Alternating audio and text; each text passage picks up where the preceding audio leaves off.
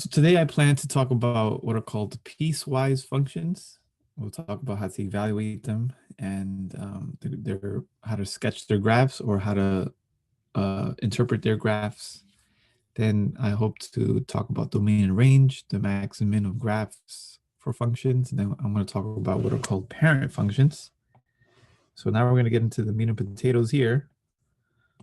When we talk about parent functions, and then associated with parent functions are what are known as transformations of functions. So these are very special, important topics here as we move along. So these are like important topics for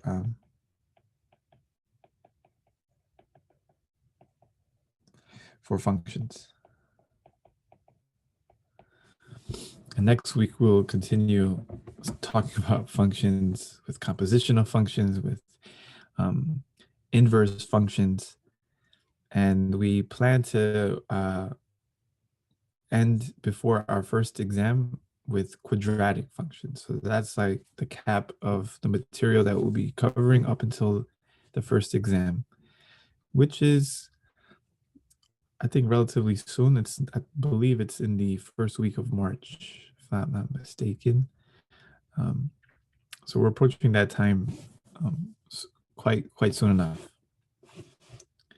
Okay. All right. Great. So let's talk about piecewise functions. So we already have discussed what a function is, right? We represented it in various ways. Let's see if I have. Felipe, is the exam going to be on Google Classroom? Yeah, it's going to be pretty much the same setup as how we did the quizzes. The only difference will be you'll be requested to use your webcam so I can see what you're doing, what your workspace is. So that's only reserved for exams. So quizzes, I'm not obligating anyone to do that, but for exams we are. Okay.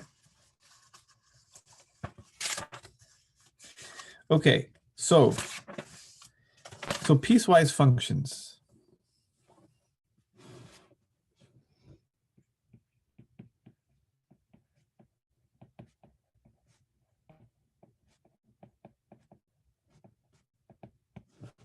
Piecewise functions.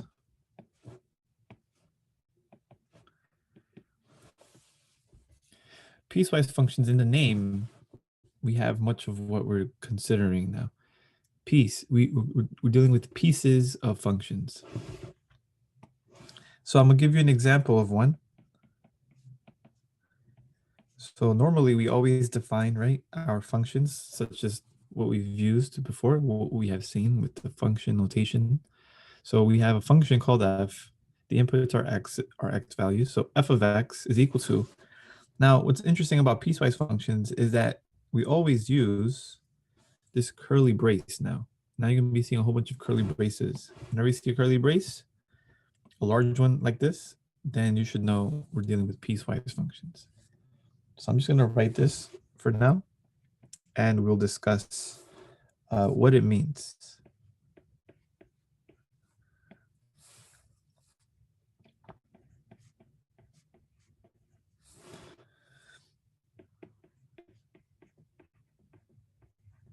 Okay, so I have defined a piecewise function.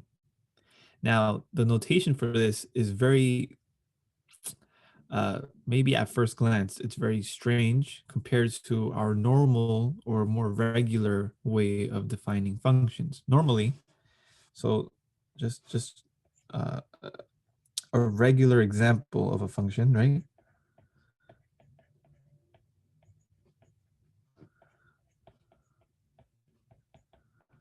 Normally we have something like this: f of x equals x squared, and that's it. We move on.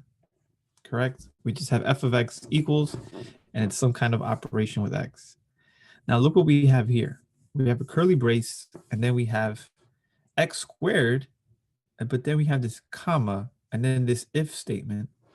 We have this x plus 1, and then we have a comma, and then an if statement. So has anyone seen piecewise functions before? Does anybody know how to interpret this? How do we interpret um, this kind of notation?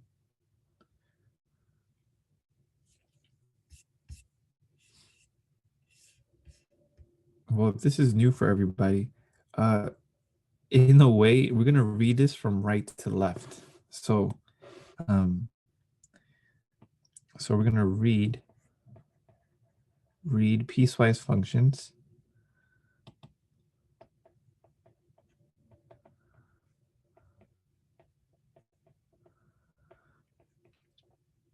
from right to left. So normally we read from left to right, but we're gonna read from right to left this time. So we're gonna start out with reading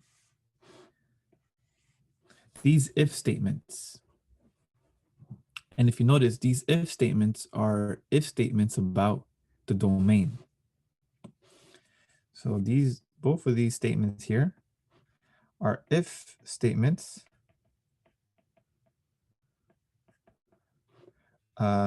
regarding domain of the function, regarding the domain of f of x. So if you look at the first statement, look what it says. If x is less than 0, so if my x values that I plug into my function, if the x values are less than 0, so you can think of it as this. It's if statement. If this is true, then we're going to be using x squared as our function. So this is more like a then statement. So it's if, then use x squared.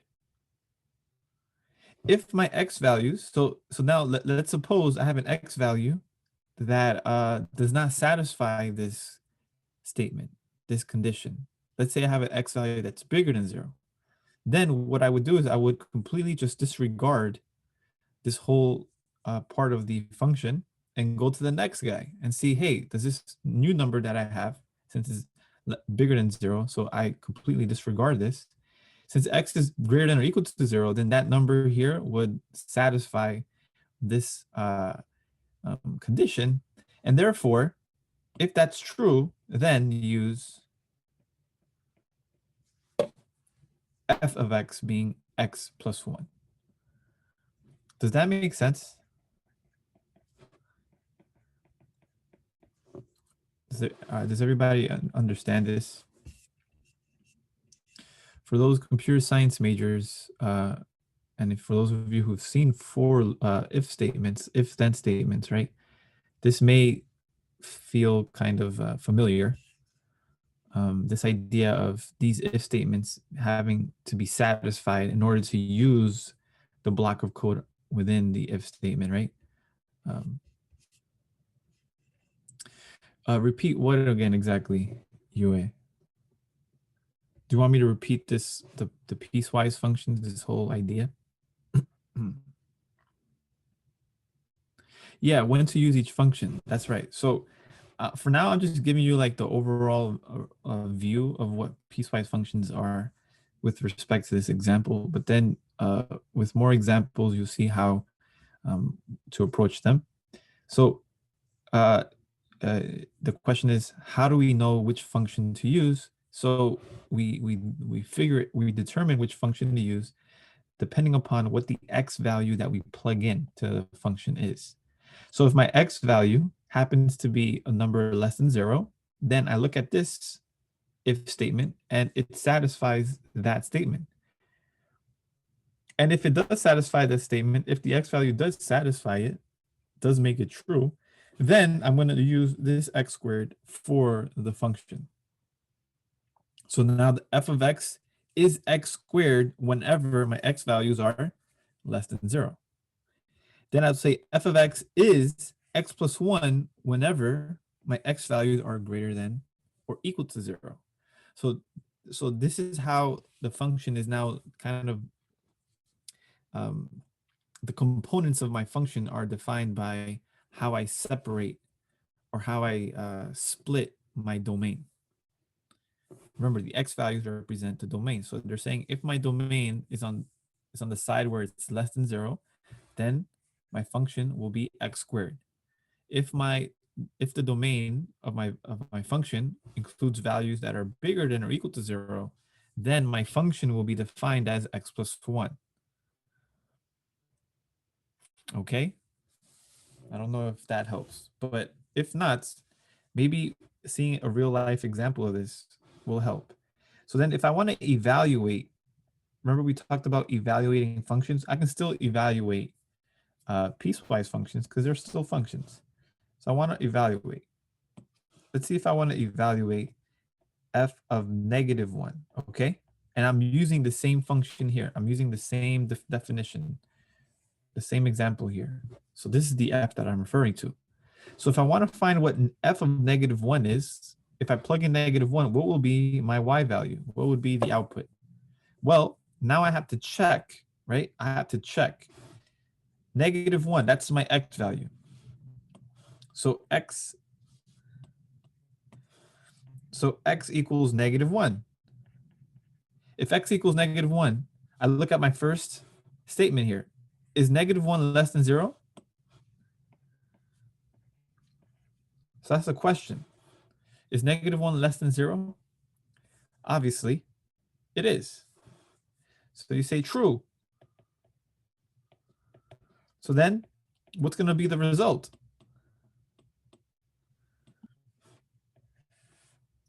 What's the result if it's true?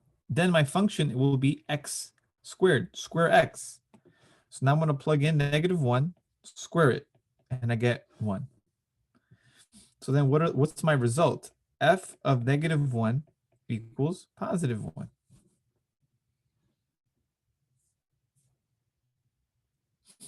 Does that make sense? That's how we utilize piecewise functions. When we look at the x values that were given, we compare them to the if statements that are given to us by the definition of the piecewise function. For that if statement that makes it true, then we utilize that function that's defined before the comma.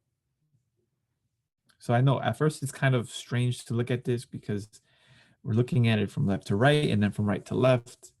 But the idea eventually with enough examples, you'll see it's not as difficult as it seems. So like, for example, if I plug in f of 0, I want to find what's the function, what's the value of the function when x equals 0. Well, then I look, my x value is 0. I look at the first if statement, right? If I read from top to bottom, then I say, is 0 less than 0? So that's the question. Is 0 less than 0? Obviously not. False.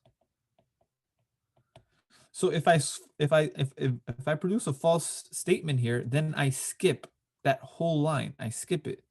So then skip to next if statement. This happens when you write code with several if statements following one another, right? So if one doesn't work, then you go to the other one. They're conditionals as they're referred to. So skip to next if statement. Okay, now I check again. Is 0 greater than or equal to 0? So that's the question.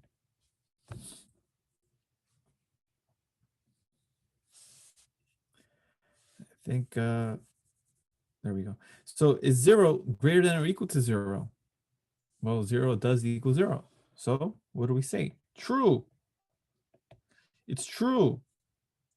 So what am I going to use? I'm going to use f of x being x plus 1 instead. So now if x plus 1 is my function, then it'll be 0 plus 1 is my function. So f of 0 equals 1. So then here I'm just going to say use f of x equals x plus 1. Are we understanding this? Any questions about evaluating piecewise functions?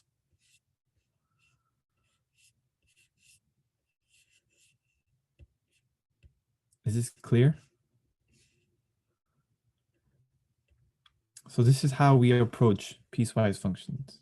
We look at the x value, and then compare them to the if statements that we have, and depending upon which one is true, then that's the one that we use for our function.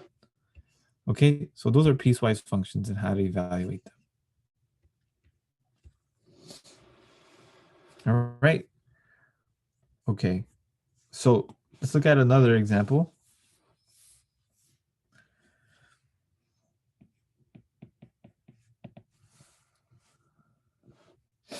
Let's see, what if I have an example like this? F of x, make this a little bit bigger. And the cool thing about piecewise functions is I can have as many pieces as I'd like. There's not a limit to the number of pieces that I can create. So I can create an assortment of functions, of different kinds of functions, from pieces of other functions.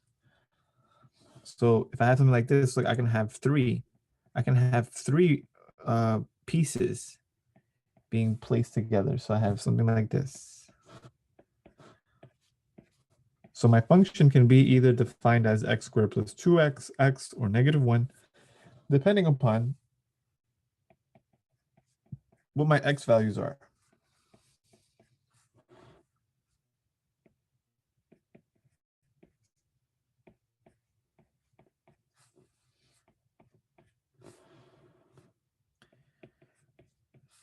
Again, we're going to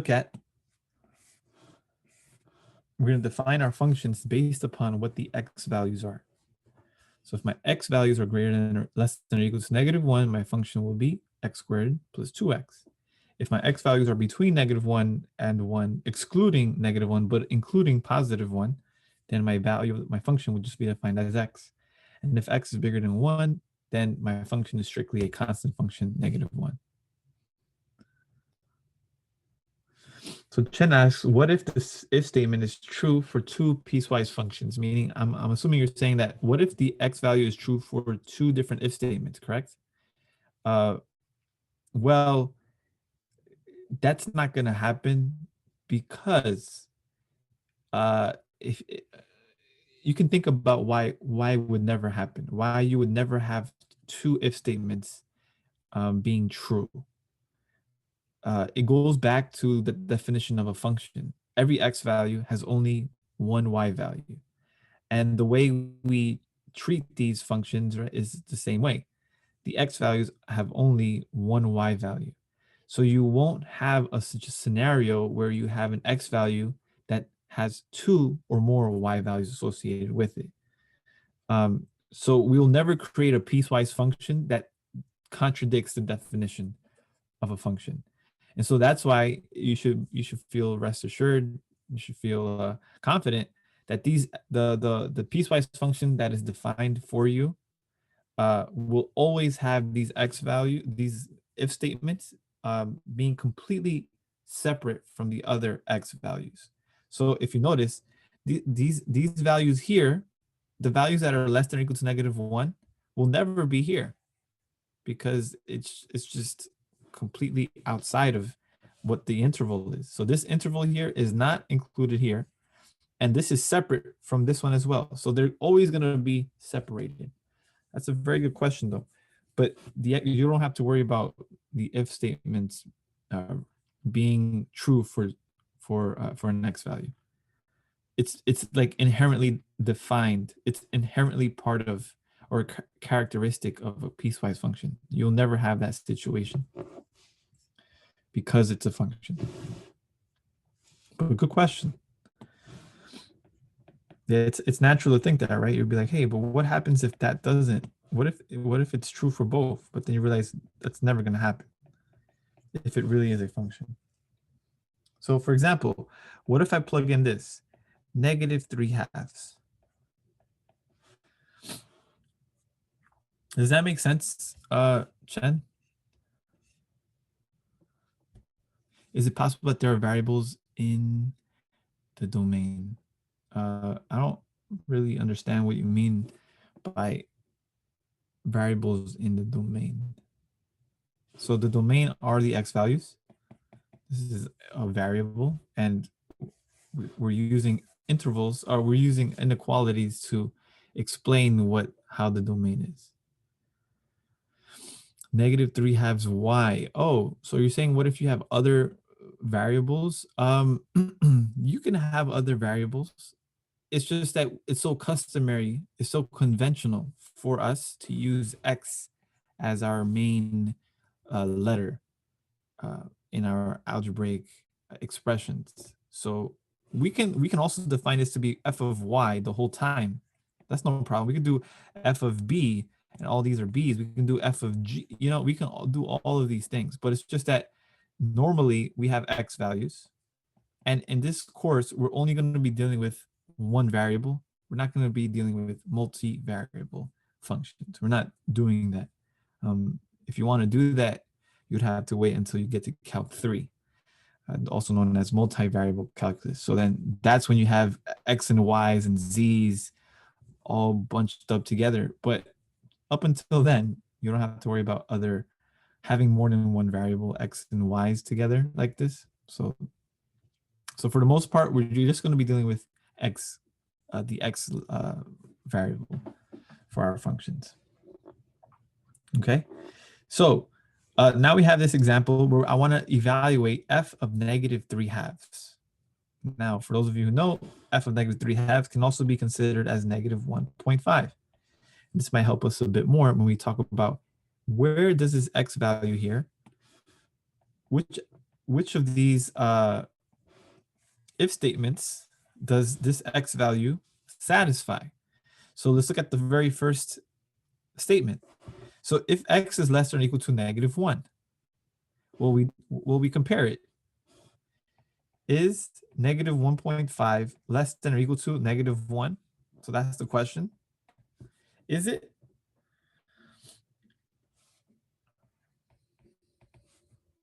And obviously it is. So this is true.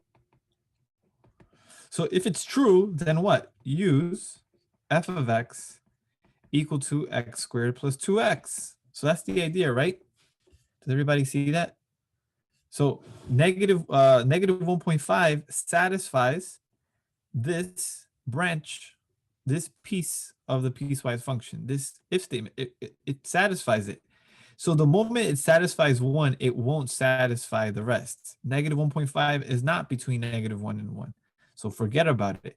Is negative 1 bigger than 1? No. So we forget about this too. So that's why the moment that it satisfies one, we don't have to worry about it satisfying another, because the way the piecewise functions are defined. So because negative 1.5 is less than negative 1, boom, this is true. Boom. Then we use x squared plus 2x as our function. So then to evaluate it, we're going to be using negative 1.5 square it plus 2 times 1.5. And 1.5 squared is 2.25. And 2 times 1.5 is 3. So when we add this up, you get 5.25.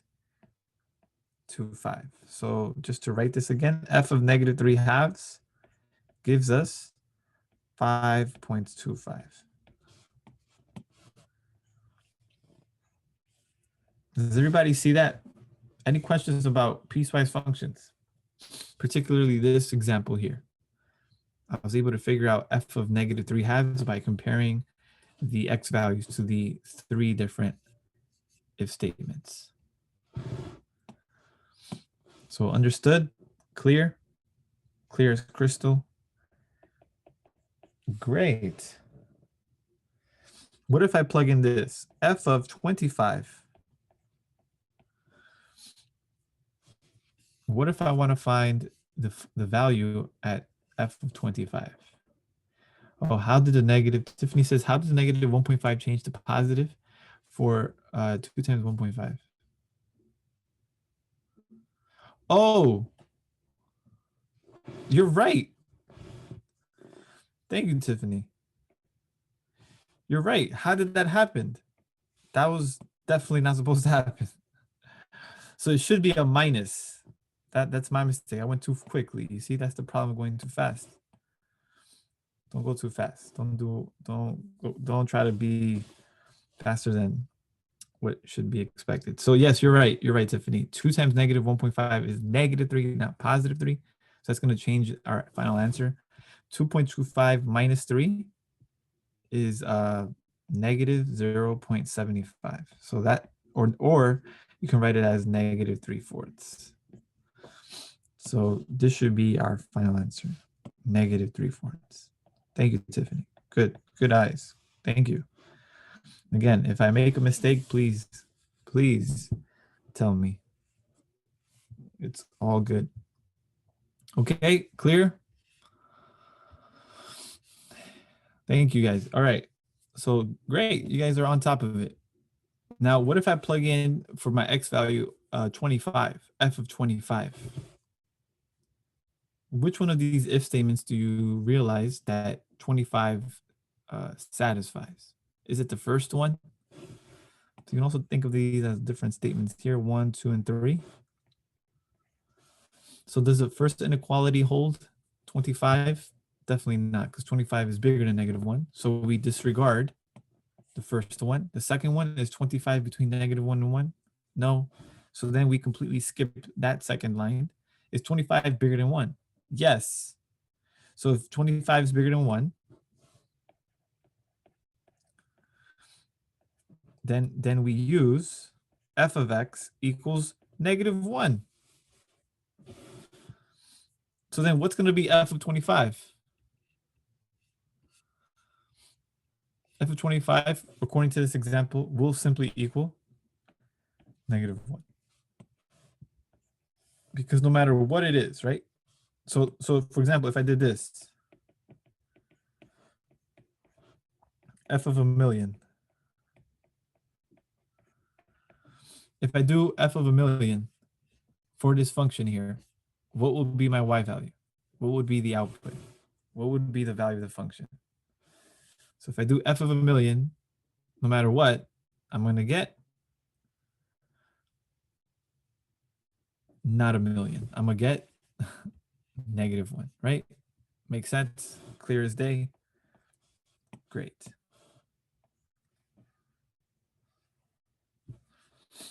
So as long as my x values are bigger than 1, my y value will always be just equal to negative 1.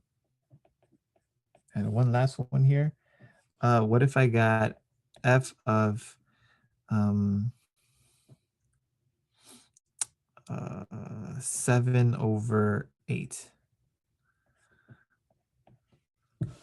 7/8. So what if I have 7/8? Which of these if statements will 7/8 satisfy? Will it be the first one? Is 7/8 smaller than negative 1? No, 7/8 is a positive and it's bigger than negative 1. So we disregard this one here. Is 7/8 between negative 1 and positive 1? Well, 7/8 is a fraction and it happens to be a bit underneath what 1 is. So yes, it does satisfy. 7/8 indeed is between negative 1 and positive 1. So because of that, then we use, what do we use? F of x equals x. This is also known as the identity function. Whatever I plug in, I get exactly the same thing right out. So the input is the same thing as the output. So the input here is 7/8. So then the output will be 7/8. And that's it. Done.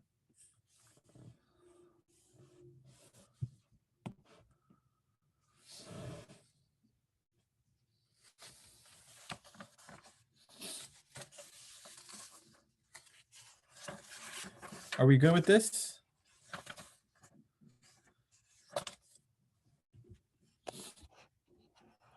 Great. I'm glad. I see a whole bunch of yes, yes, yes, yes, yes. All right, so these are piecewise functions and how to evaluate them. It becomes now, hopefully, a bit more like understood how to approach a piecewise function. We study what the x values are that we're given. We compare that to the if statements that are usually held as inequalities. Whichever inequality is satisfied by that x value, we we then in turn use the function that's associated with that if statement. And we use that as our function, and then we can evaluate. So evaluating functions for piecewise functions is pretty much the same. It's just that we have to compare now the x values with the if statements. Okay, great. So we're good with that. So now let's talk about graphing them. So let's talk about graphing piecewise functions.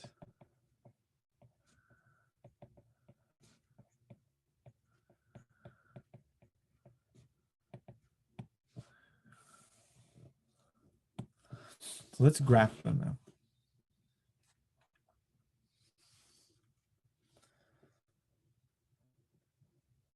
So let me give you a function. And I think this is a bit more, this is the more difficult aspect of piecewise functions. It's graphing them. It's actually, I think, a bit harder than evaluating them. So if x is greater than or equal to 0, and if x is less than 0. So I want to graph this. Does anybody have an idea as to how we're going to graph? So graph the piecewise function.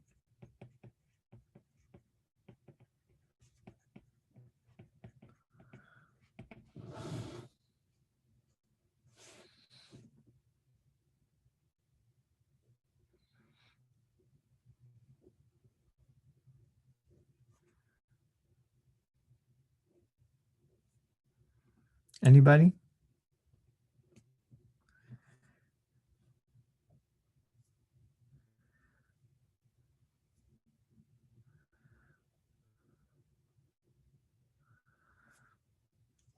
Nobody?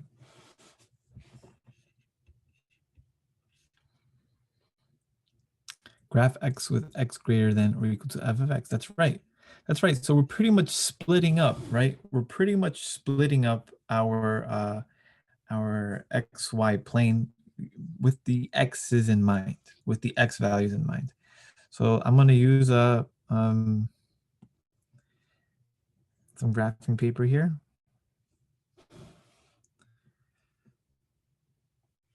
That's the cool thing about technology, right? It's become pretty good, pretty darn good. So here we have me on my xy plane, right? Sorry about the lag. I don't know if you guys are seeing it laggy. Okay, and then what is it saying? It says that when the x values are bigger than equal to 0, so when I have all my x values from the origin to the right, my function will be equal to x. So maybe we can reformulate piecewise function. So let me like rewrite this. I can say this instead of having to write it this way. We can get a little like jumbled in our minds. We can say if x is greater than or equal to 0, then f of x equals x. That's it. Straight and as simple as possible. If x is greater than 0, less than 0. If x is less than 0, then f of x is equal to negative x. And recall, f of x is our y value. So I can also say y equals x. And I can also say y equals negative x. So what does y equals x look like? Well, y equals x, doesn't it look like a straight line that goes something like this? It divides the first quadrant in half. Now, I'm including 0. But that's all I'm including, guys. That's all. Because of this piece, I'm only dealing with this piece. This is one piece. Piece number 1. You can call this piece number 1. And then you can call this piece number 2.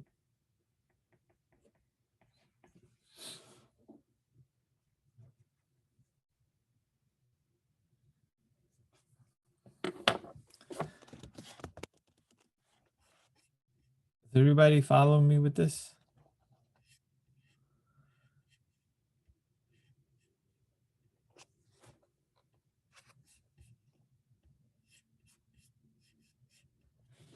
Yes. Okay. And so that's piece number 1. And now what's piece number 2 going to be? Well, my y value is negative. Y equals negative x. So I'm just going to use a different color to indicate that I have a function that looks like this. Boom.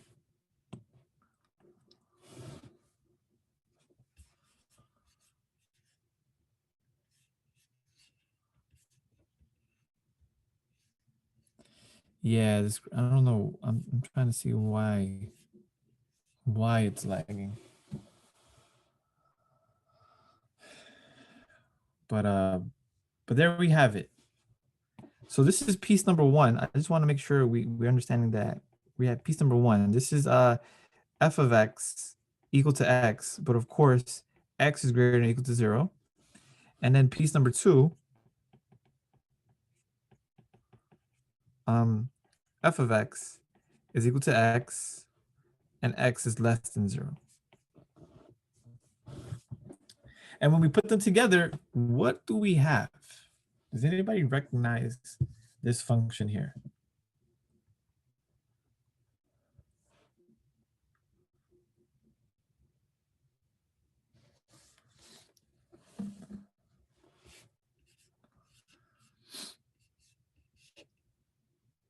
Does this seem familiar to anybody?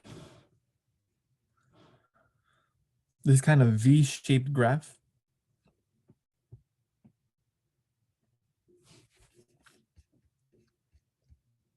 Looks familiar, but the name I forgot what it's called. Yeah, I'm pretty sure many of you. Very good, Maris. That's right. It's the absolute value of x. That's right. So uh note the graph above represents the absolute value function.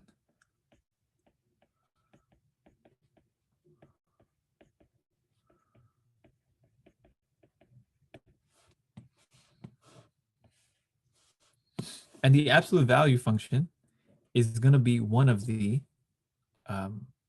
parent functions that we're going to be discussing.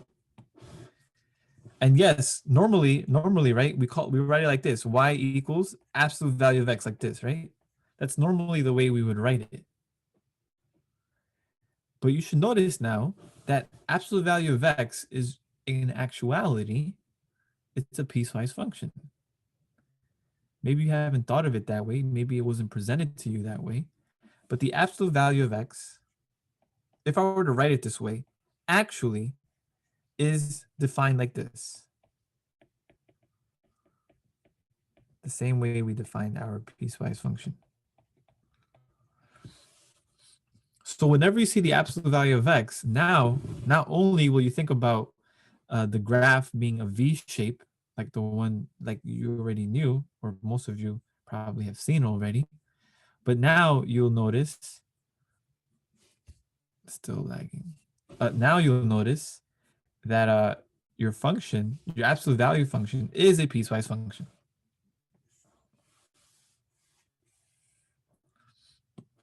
So the other note is that the absolute value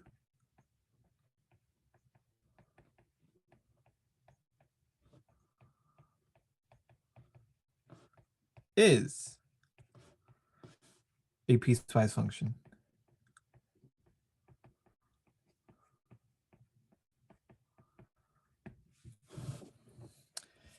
And the screen just went off.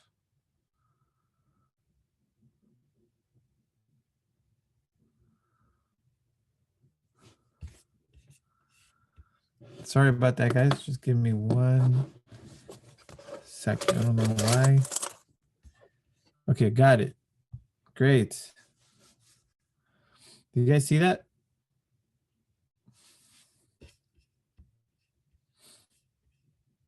Sorry about that. I don't know why it's giving me problems today. So the absolute value function is a piecewise function. That's how we can now interpret absolute value functions from now on. Okay.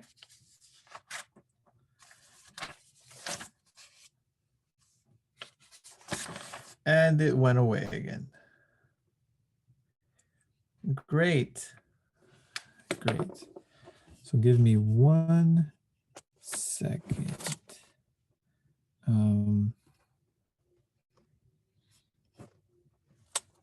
Let me see if this will work.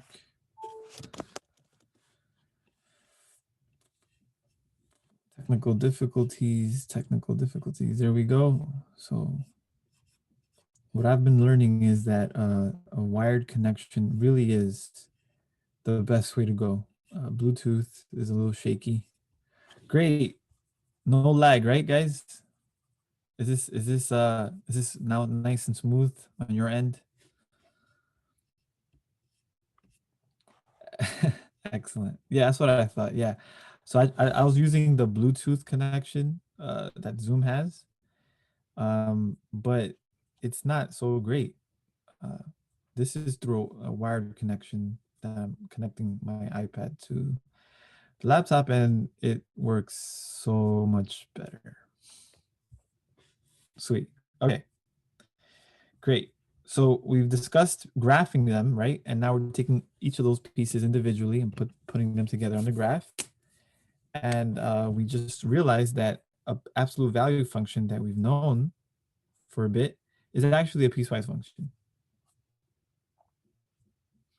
Okay, so let's do some more graphs. Of course, this is like the basic one. We can complicate this like crazy. Let's see what else.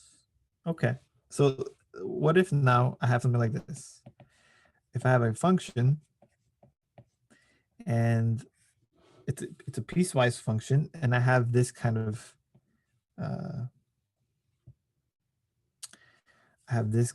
setup. So if x is less than -1, if x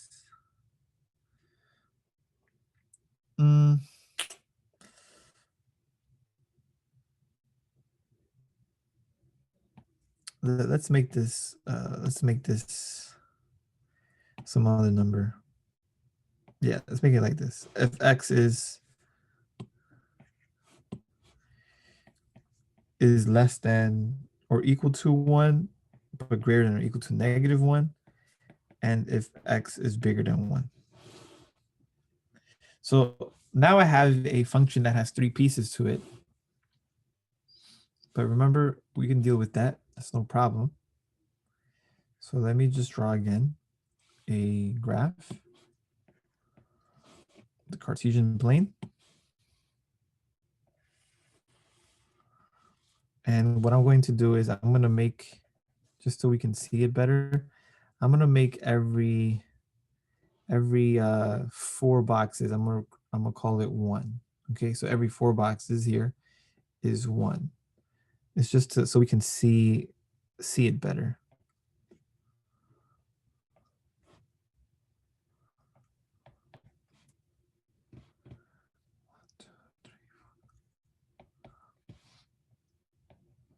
Okay, so here we have the graph. Now, how do we graph this? Well, we're going to be a little bit more careful because it's not as simple as just dividing it up, dividing the x values, the axis into 2 different parts. Now we have 3 parts. So let's look at the first one, at the first piece. So piece number 1. What does the first piece say? It says that if x is less than -1, then my y value is -1. Now, what kind of graph does that produce? How would you draw the graph? So again, maybe I should write this out. Piece number 1. If x is less than -1, then f of x equals -1. Or alternatively, y equals -1. So what does that function look like? What's the first piece look like when I graph it?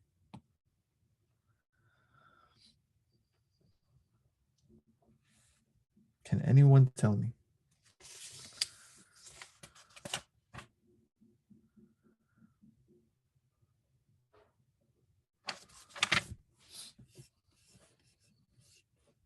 No, no one? Okay. So when x is less than -1, right? In a way, we're dividing up our x values as such. So when x is greater than no, when x is less than -1, I'm only looking at this interval here. I'm only dealing with this piece.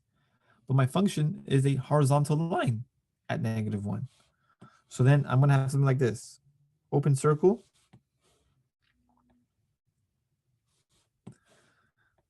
And this extends to the left forever. So I'm only dealing with the piece of f of x being -1 when x is less than -1. So that's why I have this piece here.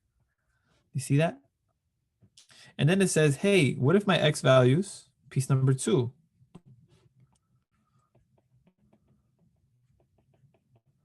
what if my x values are in between -1 and 1? And there's an open circle. The reason why there's an open circle is because of this less than symbol. We're not including -1 for the first piece. But for the second piece, we are. So let me just call this piece number 1, right? So then piece number 2, what's piece number 2? It says that if my x values are between strictly between -1 and 1 and including -1 and 1, then f of x is equal to +1, or equivalently, y equals +1. So can anyone tell me now what the graph will look like?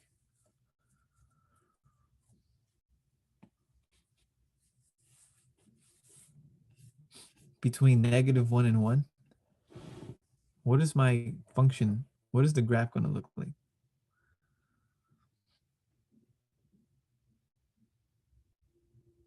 It's going to be what kind of a line?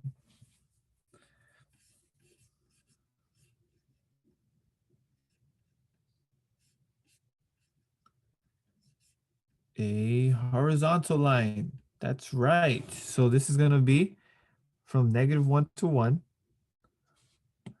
I'm going to have a horizontal line, and we're including both -1 and +1, and therefore I close my circles as such.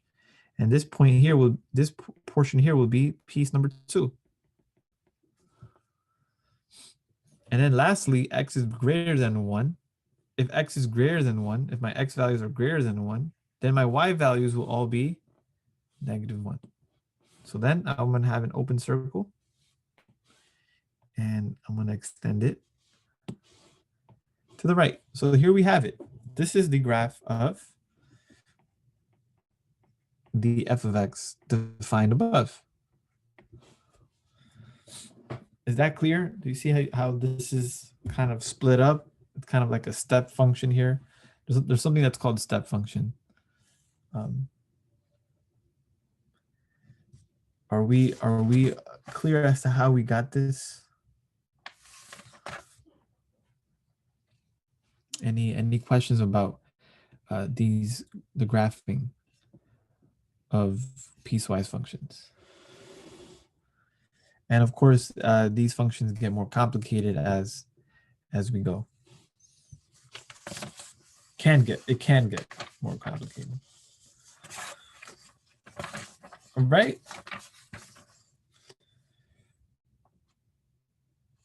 Okay. All right. So we're good with this, I presume. I'm graphing piecewise functions, evaluating piecewise functions. All right. So now we're going to go into the domain and range of functions. But we're going to look at it from a graphical standpoint.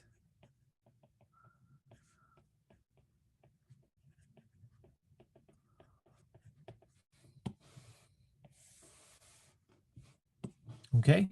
So then how do we determine the domain and range of a function if all we have is a graph?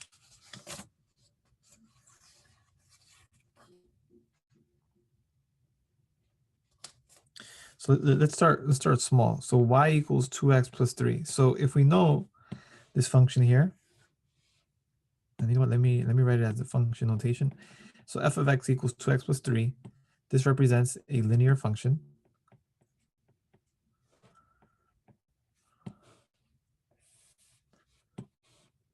We should know what this looks like as a graph, right? We have the y-intercept being 3. And we go up and over, we go up to and over 1. Up to over 1. So we have something like this, right?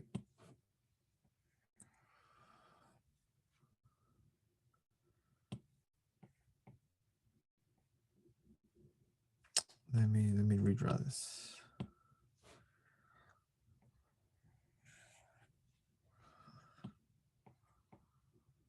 So this is our function here. And what would be the domain and range of this function? So if I want to find the domain and I want to find the range, what would be the domain? And of course, we're going to express it in, so express domain and range in interval notation. Express domain and range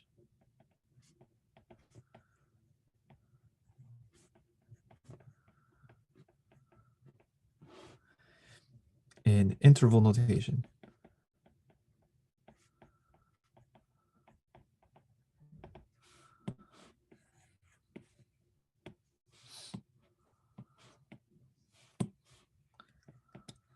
So can anyone tell me what the domain and range is of a linear function? It should be quite simple. So remember, with the domain is the set of all x values. So if we look at the graph of this line, this goes on upward as you move to the right, and this goes downward as you move to the left on the x value. So then what would be the domain? Negative infinity to infinity, Natalia. That's right. Perfect. That's right. It's all real numbers. So the domain is negative infinity to infinity, and the range will be exactly the same. This is usually the case for the usual case for lines. For the usual case, not always though, for lines, for linear functions.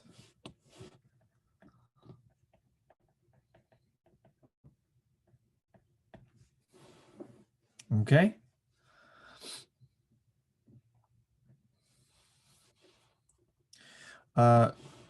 Okay. Now, what if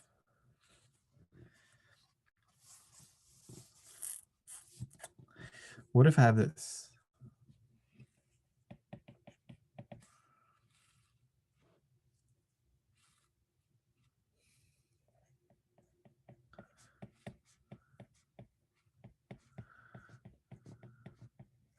X squared plus 4x plus 3.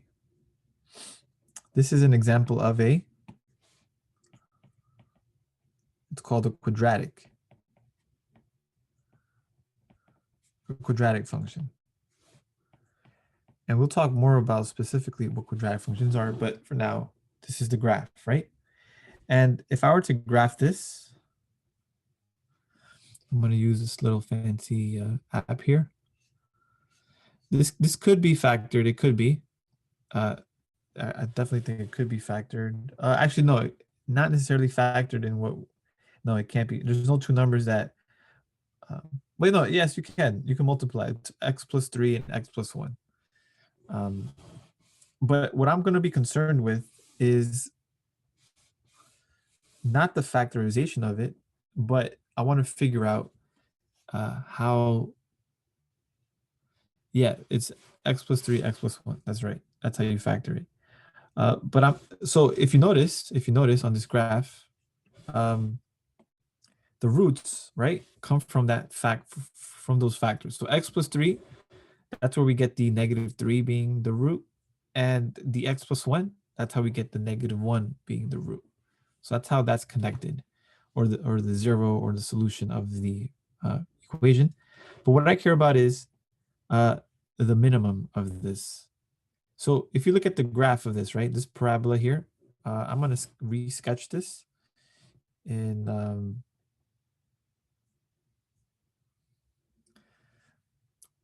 everyone was able to see that, right?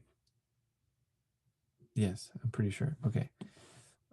So if I were to graph it here,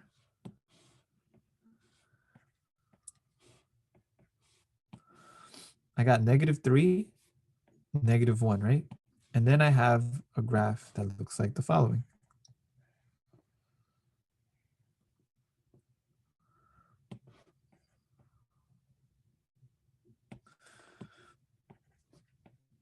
And at -2, my y value is -1. So what I want to figure out is domain and range.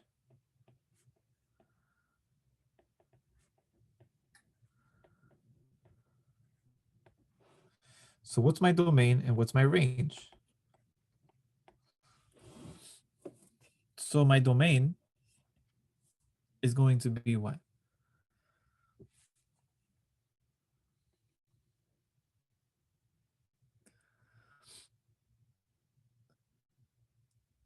So whenever I want to find the domain, in a way, I want to figure out what it is the dimensions of the rectangle that can fit the graph within, that can be placed around the graph so that the graph fits in this box. So I want to find what are the dimensions of this imaginary box that can fit this graph in between. But the moment you notice that these lines continue going up, right? What do we notice about the dimensions of this box? The dimensions of this box has to be infinite in terms of the length of it. So the x values have to be -infinity to +infinity. You can't limit the x values. You can't. It's going to be going on forever if you look at it from a horizontal perspective. Now, how about a vertical perspective? Well, you see this? This minimum makes it seem as though I don't need to go any further downward, right? This is the minimum y value. So I can just stop at -1 and I include -1. However, I cannot top the y values in any way because of this graph that keeps on going up and up and up and up. So then, therefore, the range has to be from -1 to infinity, and I include -1. Yep, that's right, Natalia. So that's how we're able to visualize, just by visually seeing our graph, we're able to figure out what are the dimensions. So that's one way to consider it. So one way to look at graph to figure out domain and range is to envision an imaginary rectangular region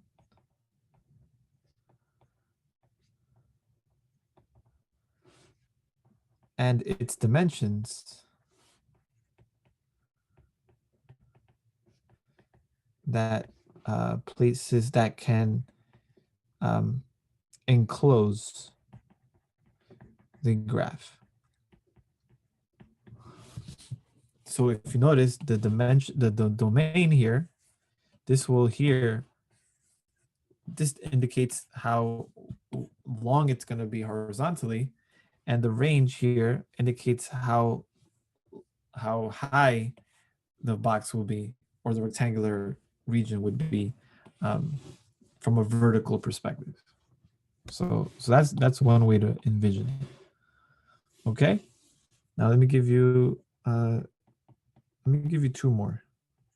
So what if my function looks something like this: the square root of x plus 2. This is going to be what's called a square root function. This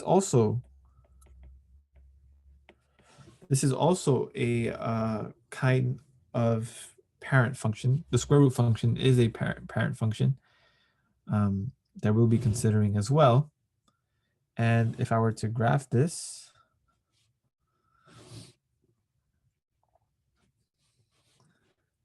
then I would have the square root of x plus 2. And look what I have here. In a way, if you put your head and tilt it 90 degrees over, it's like you have half of a parabola opening up. Did I mean, yes, I did. Pardon me for that. So it's just gonna, whoops, that's not what I meant. I meant x plus 2.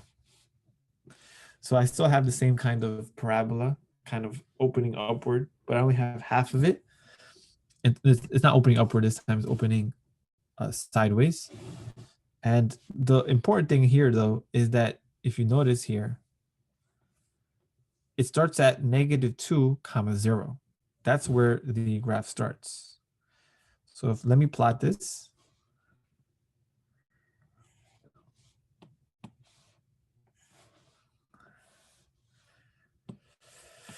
So -2 is where it starts. And then it opens up something like this, right? And this goes on forever upward. This is my y value. This is my x value. And I have these axes here. So then again, what is my domain? What is my range?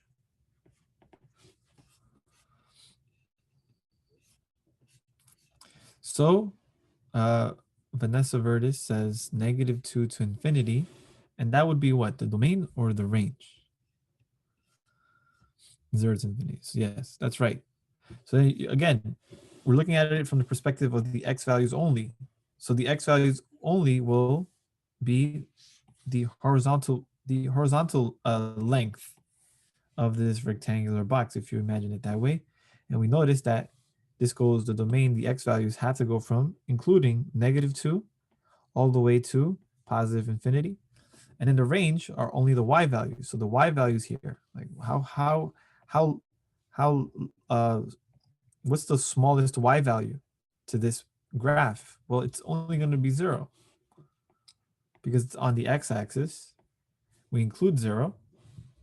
So this point here is -2, 0. So the y value, the smallest y value, 0. And then the highest y value, there is none.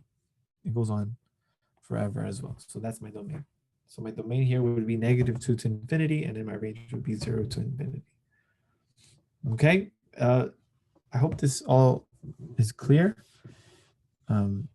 It should start becoming clearer and more intuitive as we go along in terms of how to find the domain.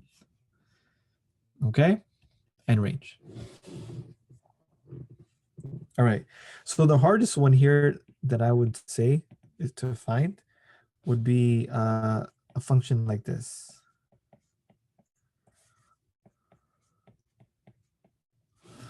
So this is when two worlds collide. We have a square root function, but then inside of it is not just a simple linear function, it's a quadratic in the way it looks. Does anybody know what this graph will look like? It will not, let me just say, it will not look like this because if you notice there's no square here, it's just x. It will not be a parabola. So has anybody seen this before? The square root of 16 minus x squared.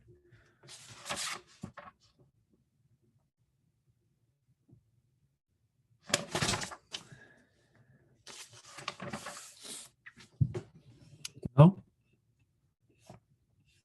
Okay, that's fine. But I'll argue that you guys actually do know. And let me just follow me for a second, okay? So f of x, right? Don't we normally call this y? So I can rewrite f of x with y, right? We do that all the time. Now, can I also square both sides? Isn't that okay? As long as I do whatever I do on one side, I do it to the other. And what happens when you square the square root? They cancel out, don't they? And then what happens if I add x squared on both sides? What do I get? What is this? What is this an equation of?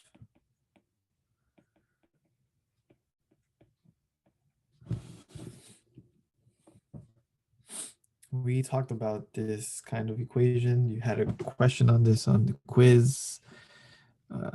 Circle. That's right. It's a circle. Whoa. Whoa, whoa, whoa, whoa. This is the equation of a circle. The center is where? 0, 0. The radius is what? 4. I know everything about this graph. I know everything about it. But if you play this movie, this little clip, if you play it backwards, you have to be careful.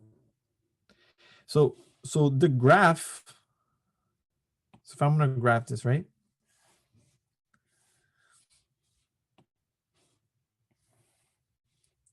The graph would look like this. Something like this. This would be positive 4, positive 4, negative 4, negative 4, y, x, right? All in agreement? This is the graph of graph. This is the graph of x squared plus y squared equals 16.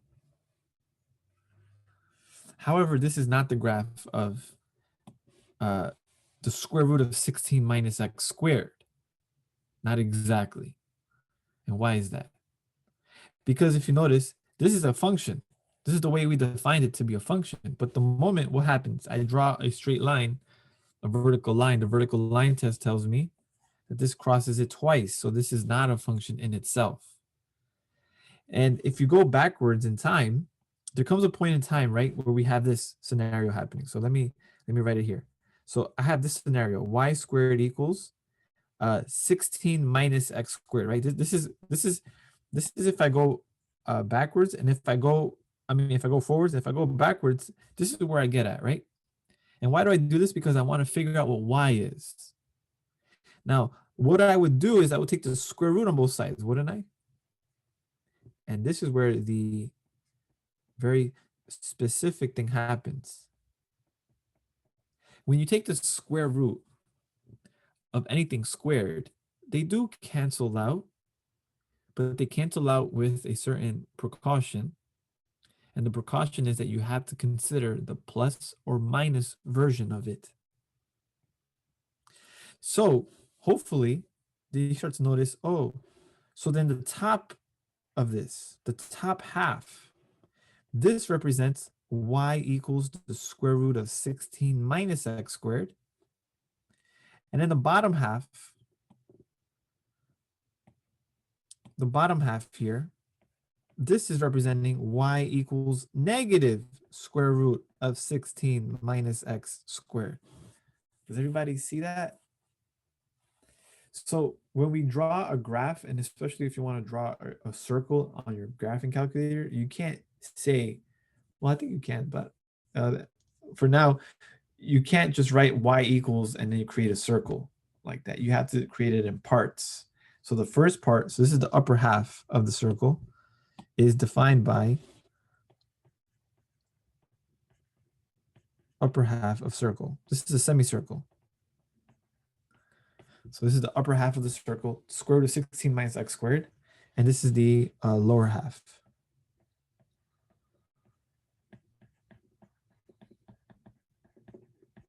Does everybody follow me with this? Understood? So this function here represents the semicircle whose center is 0, 0, whose radius is 4, but I only have the top half of it. I don't have the bottom half. So now, so this is just the background, just to have a real understanding. Because I could just be like, hey, this is just the top half of the circle and just move on. But I want to give you the reasons as to why this is true. And this is based upon information that you already know. So if I want to graph the graph of y equals the square root of 16 minus x squared, the graph will look like this. So I'm just going to use the same color.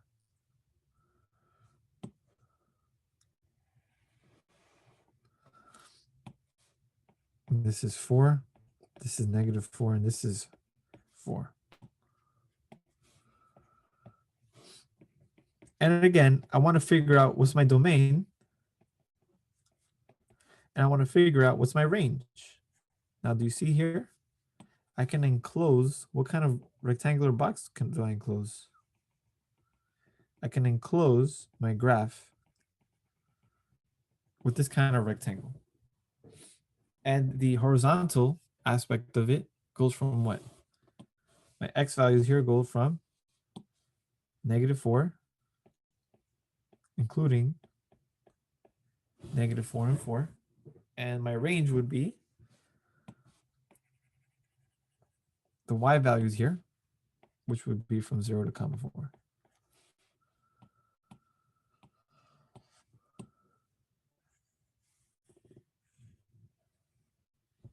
Make sense?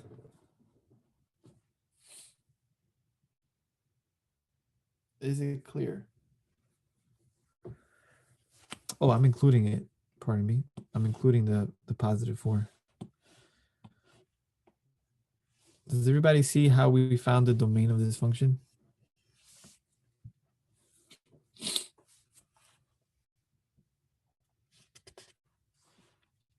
Yes? I hope so. I hope so. Okay.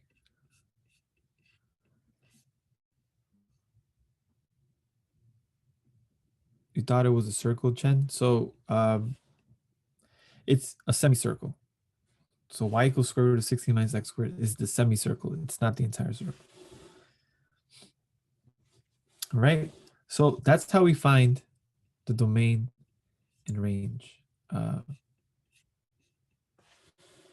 for functions. Okay. All right.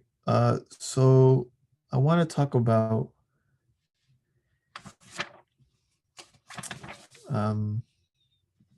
you know what? I'm going to make a separate video using the graphing calculator to figure out the max and min. I don't have that set up at the moment with the graphing calculator. So you guys can see how to deal with graphing. So this graphing portion of it, you need a TI-84 or something similar for that. So I'll make a separate, just a short video just on using the graphing calculator for max and mins and for solving equations on that. So we're gonna skip that part for now, and we're gonna go to parent functions and transformations of functions. So what are parent functions?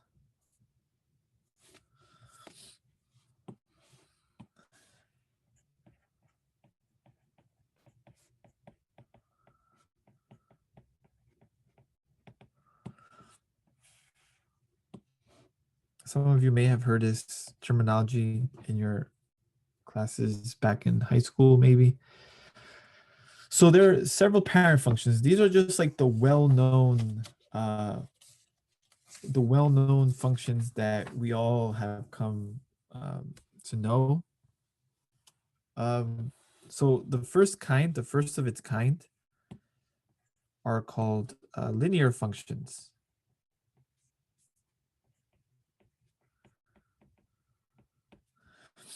And what is the function notation? So you know what I'm going to do? I'm going to create more of a table here. So I'm going to call this the parent name. I guess you can call it the parent name. The function notation. So it's going to be 3 columns. The function notation and the graph. And if you want, we can also include a bit more information on the domain range, but for now, we'll just do this here. So what's the function notation for linear functions? Well, linear functions have this form. F of x equals mx plus b. And we all know that this m represents the slope and this b represents the y-intercept. And what do they look like on a graph? Well, we also know they have various ways to appear. One way, we can have graphs where the slope is positive. We can also have graphs when the slope is negative. This is when it's positive, right? So I'm gonna call this number 1. We can also have scenarios where the slope is negative.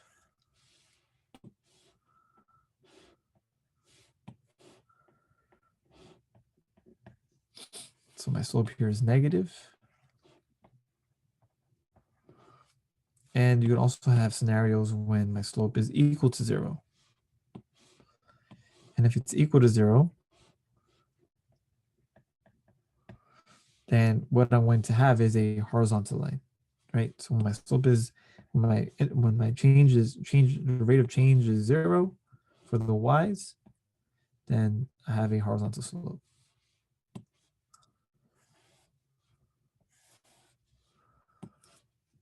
So this is still a linear function. And again, f of x equals mx plus b. Right, so this is something that we've seen, nothing out of this world. We have talked about linear functions. We have seen linear functions time and time again. So that's the simplest kind of parent function that exists. And there's a lot to be said about linear functions. And then we go on to the next one. So after linear functions, we have what are called power functions.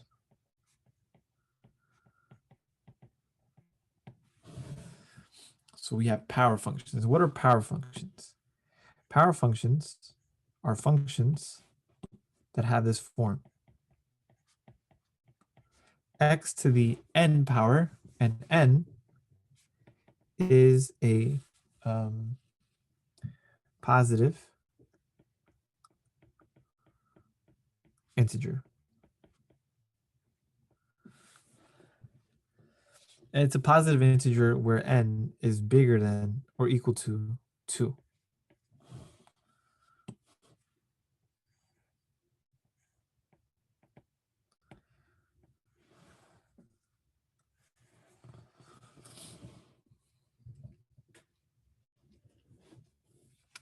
Now let me share with you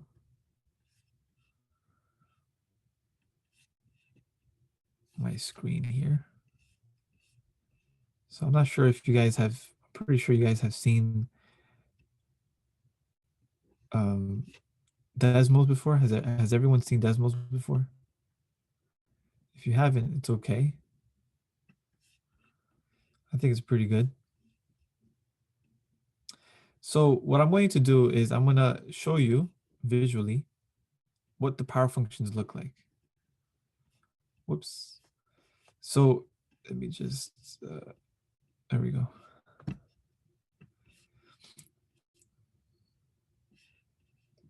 So if I make my x being a 2, so when n is equal to 2, what do I have? X squared, right? I have a parabola. Now let's make n now the next positive integer over, which would be n equal to 3. So I would have x cubed, and look what I have. I have this kind of like curvy graph here. This is called a power function. In particular, it's called a cubic function. And then when n equals 4, I have what's called a quartic function. But then you start to notice, wait a minute, this kind of looks like x squared, but it's just more flat than before. And then I'm going to make n to be 5. And what happens here? I kind of look like it does have the same shape as x cubed, except that it's a little bit more flattened by 0. And this happens every single time we move up. N to the 6, right? You see this? It looks like x to the 4th, but now it's even more flat. It's more flattened at 0. And when n equals 7, again, it looks like x to the 5th, but it's more flattened than x to the 5th graph, and so on and so forth. Does everybody see that? So these power functions have a very particular kind of appearance.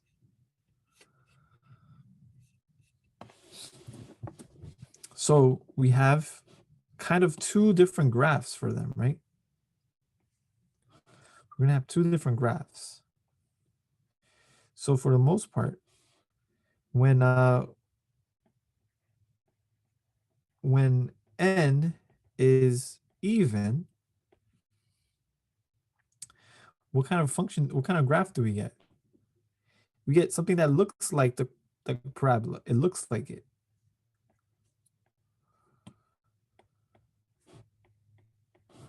Now, what happens when n is odd instead? Then we're going to have something that looks like x cubed. It flattens out here, and then it continues upward. So that's what it looks like for the most part when we have an odd positive integer as an exponent, or when we have an even positive integer as the exponent. And these are called power functions. So x squared, power function. X cubed, power function. These are a piecewise function. These are our parent functions that we're building up. All right. Okay. The next kind are called root functions. So what are our root functions?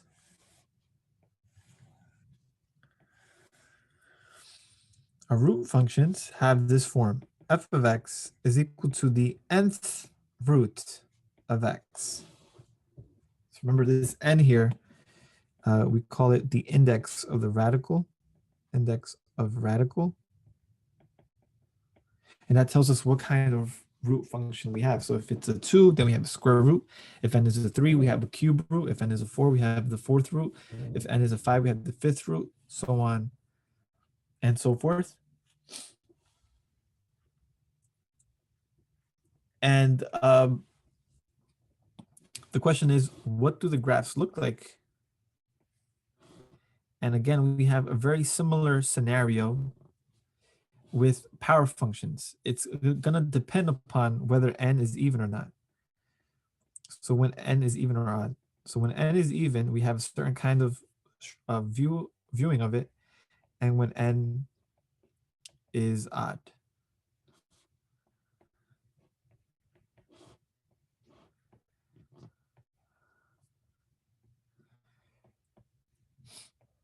If so, for example, just as an example here, if I got f of x equals the second, where we have the index being a 2, we should remember that this represents the square root function.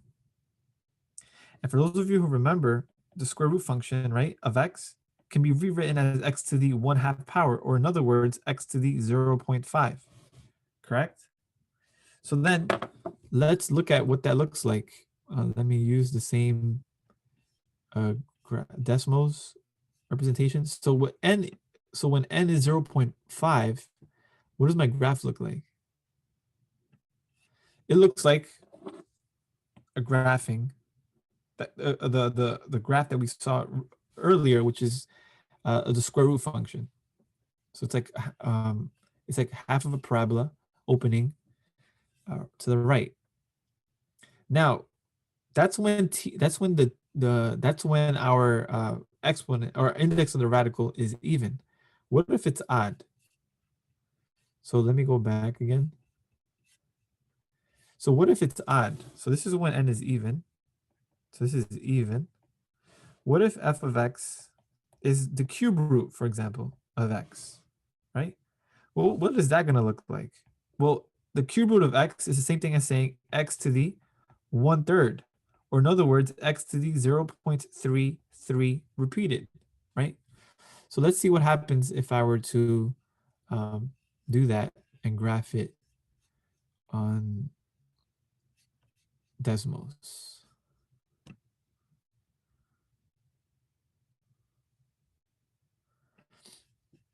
So let's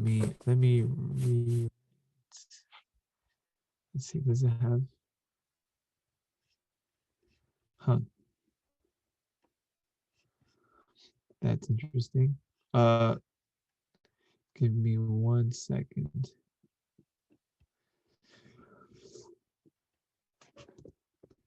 So what if I have 1/3 instead? You see here, this is my graph. So I have 1/3, x to the 1/3. I have a kind of like a cubic function, but opening towards the right. So that's what I'm going to have as my graph. I'm going to look at something like this.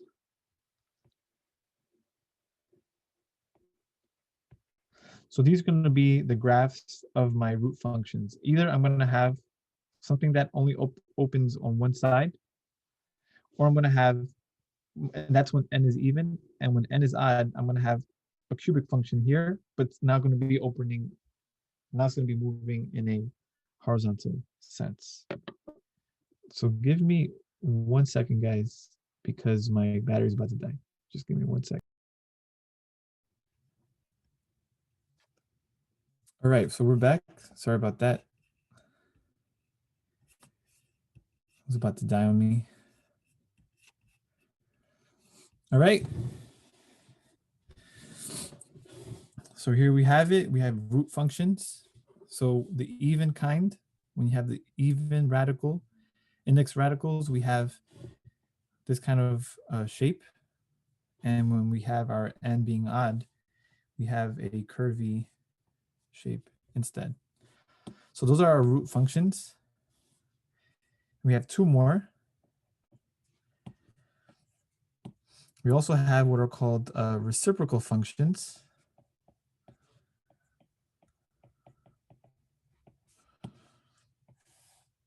And these functions look like the following.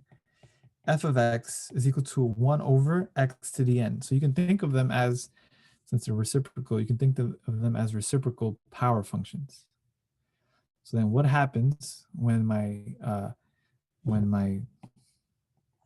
power function is in the denominator instead? And again, we're going to have a kind of a split here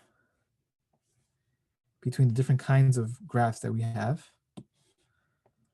And again, this will depend upon if n is even or odd. So when n is even, we have a specific kind of graph.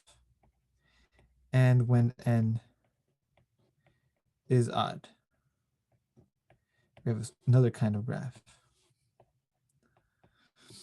And it's better to show you using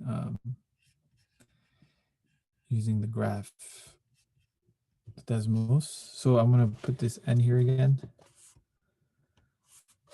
Wait a minute. So this is n.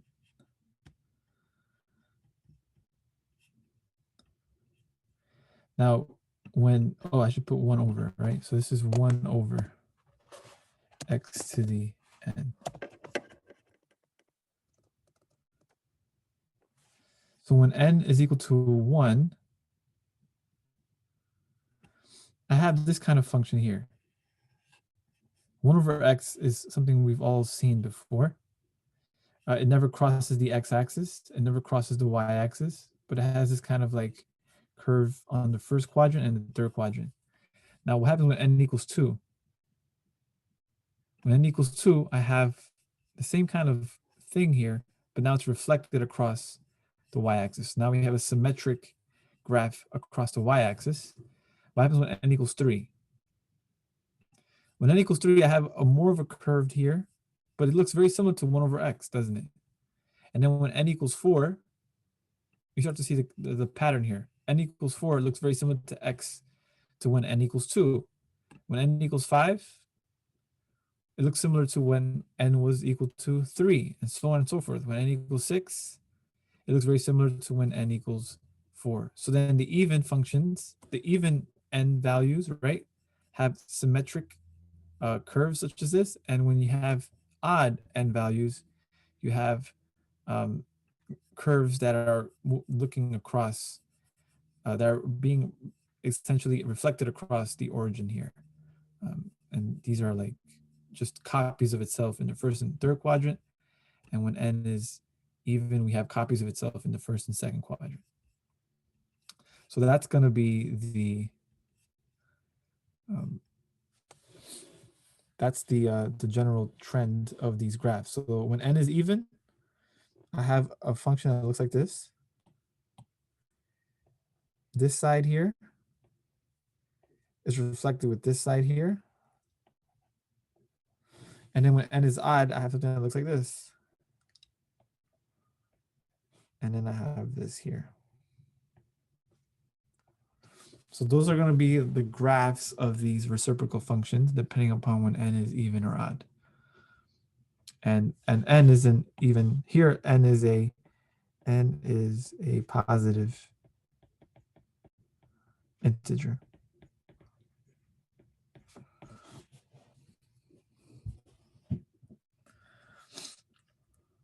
Okay. So here we're expanding our terminology and vocabulary and collection of functions. Linear functions, we know a lot about linear functions. Then we move on to what are called power functions, and we know some of them. Some of those power functions are called quadratic functions, and we're going to talk about that in more detail. Then we have root functions, and we have what are called reciprocal functions. And then the last of its kind is, we already touched upon it, is the absolute value function.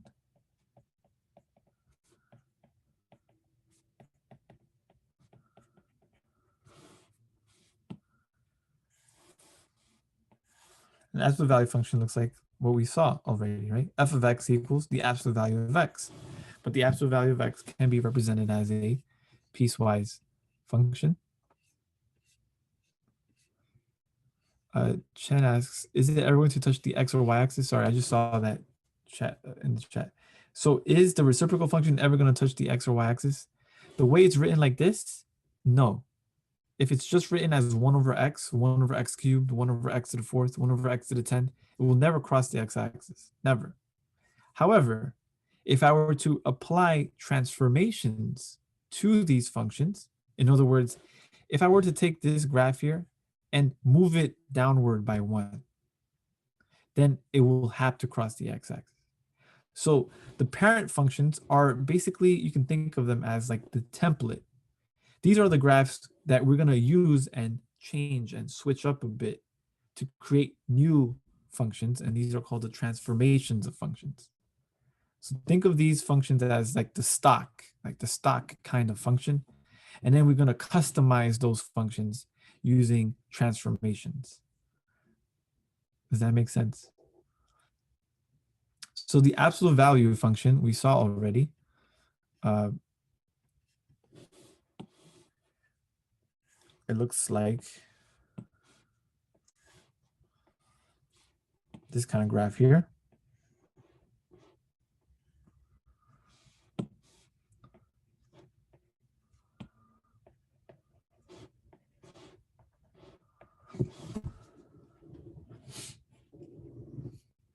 And I think for the most part now, these are the power functions, these are the parent functions that we will start with. Again, we're going to continue this whole idea of functions as we go along. After we talk about polynomial functions, then we talk about rational, logarithmic, exponential, and finally trigonometric. And each of those different, we call them families of functions. Each of those functions have parent functions, functions that are built upon, that build the rest of the functions that we build upon. Okay, so these are our parent functions. And what I'm going to do is I'm going to start this idea of transformations of functions based upon one of these functions.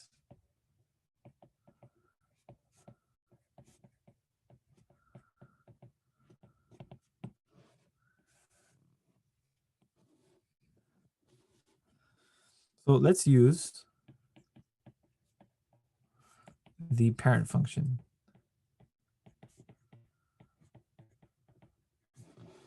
for absolute value. So y equals, or I should say f of x equals the square root, no, the absolute value, right? The absolute value of x. So this is my parent.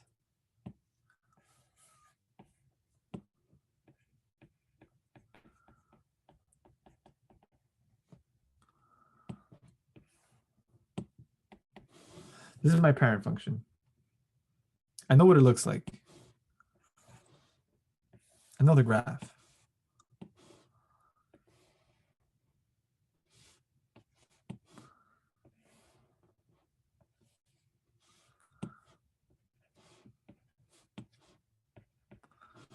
Can anyone tell me what's the domain and what's the range of this parent function?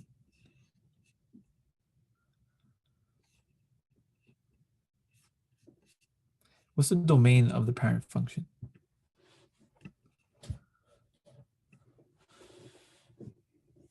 Well, the arrows are pointing outward. So I'm including all the x values between negative infinity, positive infinity. And then what would be the range?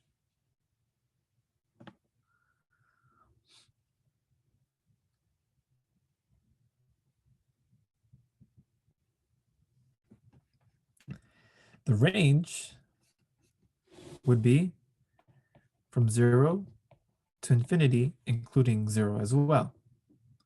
Now, what's going to happen if I create a new function based upon this parent function? What if I say, hey, take the parent function, but now add 2 to it, as so? What would happen?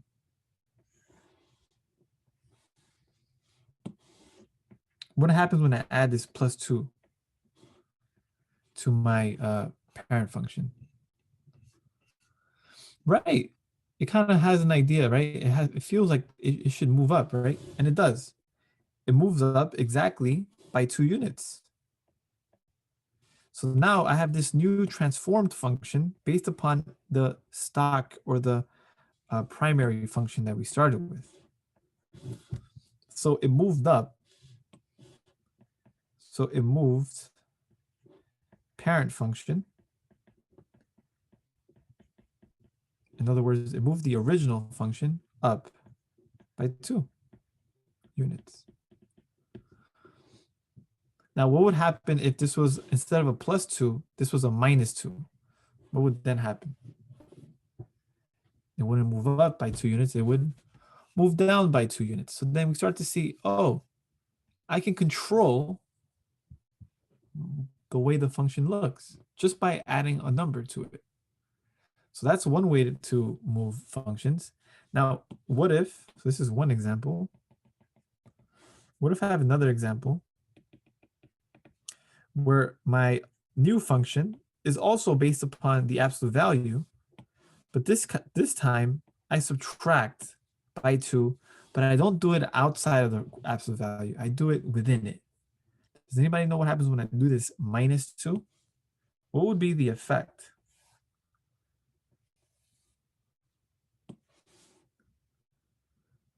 So I'm just going to tell you, it's not going to move up or down. It's going to move not vertically, but horizontally. So this -2, and many people, when they see this for the first time, they think that I'm moving to the left, but I'm actually going to be moving to the right. So this -2 indicates move parent function to the right by 2 units.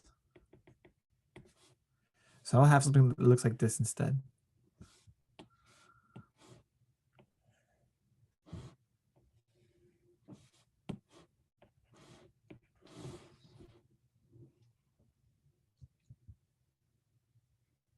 So when I add by a number outside of the parent function, I move up. And if I subtract by a number outside of the parent function, I move down. If I add or subtract by a number inside of the parent function, then I'm going to be shifting it horizontally. And it's going to be counterintuitive. If I subtract by a number, I'm not going to move to the left. I'm actually going to move to the right. So if I add by a number, I'm not going to move to the right. I'm going to move to the left instead. So if I do, like, for example, call this another function here.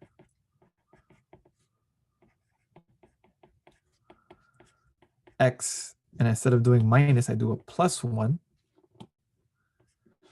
Then my graph will look like, this is 2 here. My graph will look like this.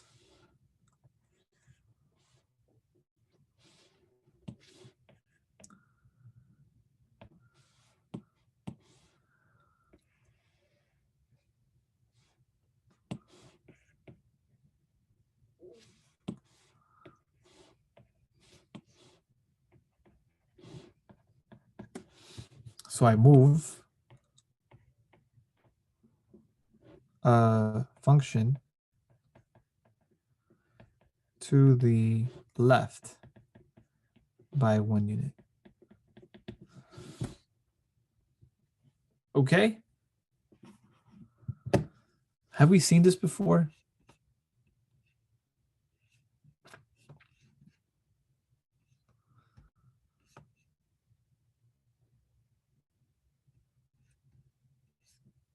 Yeah, I think some of you have seen this before. Good. So we're going to continue more with this in the subsequent lectures.